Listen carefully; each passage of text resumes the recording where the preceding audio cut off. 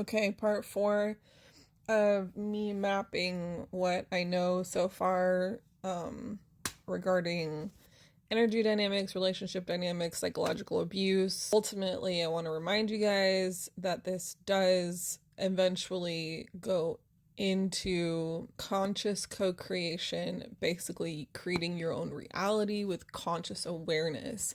So even though we're starting from the base, like 3D model, this will go into like the fifth dimensional higher perspective, like observer perspective, like as the neutral observer, right? And this is like if you were to put yourself in the a neutral observer perspective, like the point of view of the camera, and lay out all of it onto the paper and like neutrally observe what is your narrative and your shadow and what's coming up for you, like within your core, what you're being triggered about, and then redirect your awareness back to what's within your control. Can you give to yourself what's within your level of control before leaning on someone else?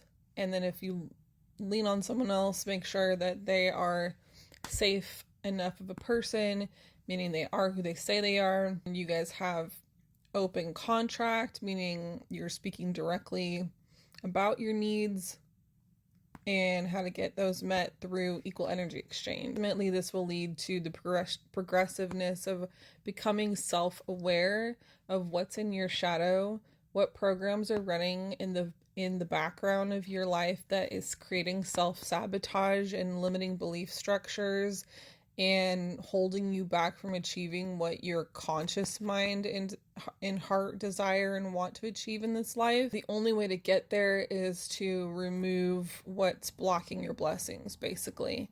And what's blocking your blessings is your negative self-talk. And a lot of your negative self-talk was given to you as when you were a child, through being around really unhealthy people who projected their negative self-talk onto you. So like parents, society, religion, etc. So successful, and why it continues to work in that way is because you don't know yourself. You don't know who you are. Okay?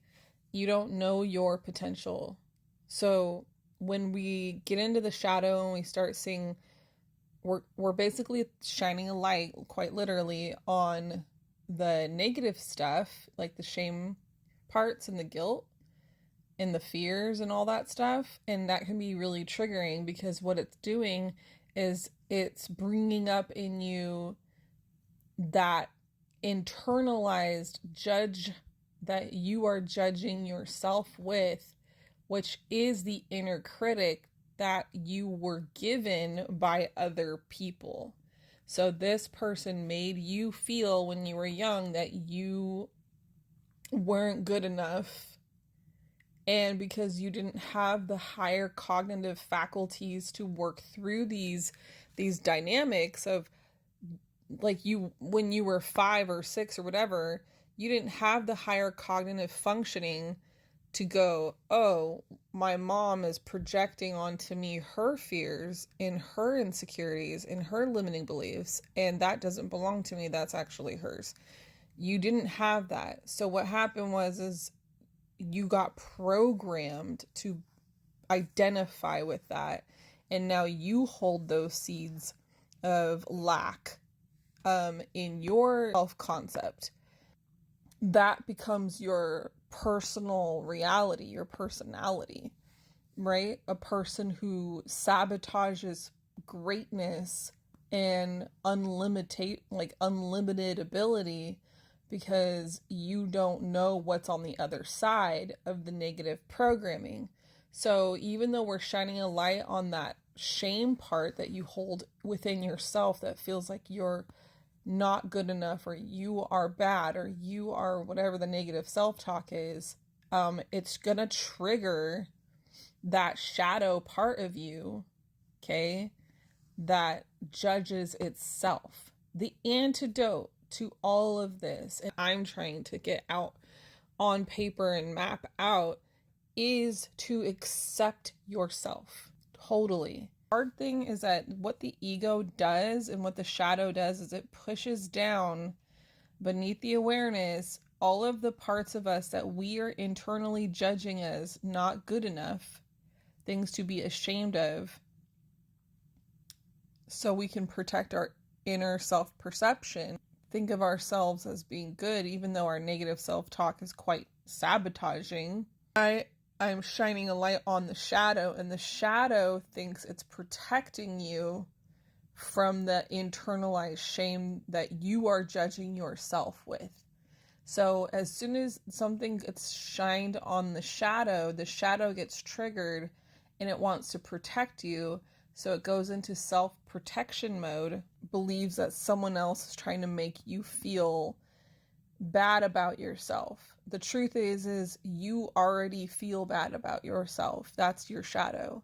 You're judging yourself. You're limiting yourself. You are the one doing it to yourself. If you can get into the point of view of the observer, like the camera's point of view, the person looking at it non-judgmentally, and we go, what do you have to believe about yourself right now? Remember, your thoughts, feelings, beliefs, and behaviors belong to you. So what would you have to believe about yourself in order for your feelings that you're having and your thoughts that you're having and your behaviors that you're having to be true? It's about yourself that you are not whole, that you are lacking, right? And the feeling that you have is like loneliness or emptiness, right? And the thought or the narrative in your head is that you are like a piece of shit, or you are a shitty person, or you're not good enough, or whatever. So what do you believe about yourself for your thoughts, feelings, and behaviors to be true about your circumstances? So I'm just trying to assist, helping you become conscious so that you can move through that and remove that limitation.